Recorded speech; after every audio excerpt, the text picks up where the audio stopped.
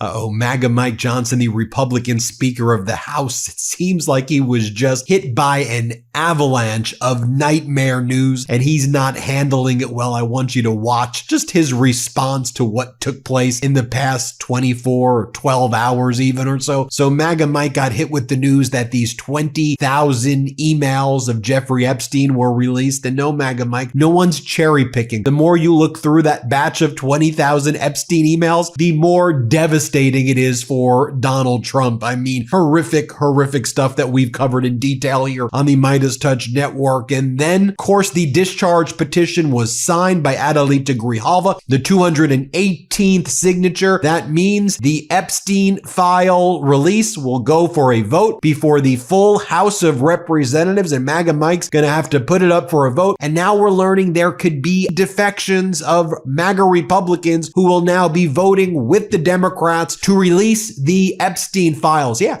the 20,000 emails that were released yesterday are not the files. As devastating, damaging, catastrophic for Trump those emails are, that's not even the worst stuff. The worst stuff is in the files, and there's terabytes and terabytes of documents, and MAGA Mike is terrified of the terabytes and the terabytes. Just watch MAGA Mike yesterday. Let me just show you a few of these clips. So you have MAGA Mike. He's like, all right, but look, we've been very productive. Isn't this Congress the most productive Congress ever? Aren't we so productive? Dude, you haven't even worked. You sent people on vacation for like the last 100 days. You've worked 12 of the last 100 days, but go ahead, MAGA Mike. You think we're going to get distracted by your work ethic? We're going to deliver for the American people as we have been doing. And I'll leave you with this thought.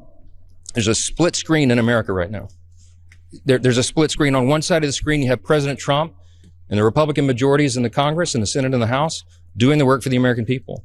Look what we've achieved in the first 10 months of this year. You can make an argument that it's the most productive season for a new Congress and a new presidency, a new administration, at least in the modern era, maybe of all time. And then MAGA Mike's like, look, in response to a question about, you said you wanted full transparency, so why did you have to force Thomas Massie, Republican, and Democratic Congressmember O'Connor to even do this discharge petition? Why not bring this for a vote in the first place? And MAGA Mike, this guy's such a scumbag. He's such a liar. He's like, okay, look.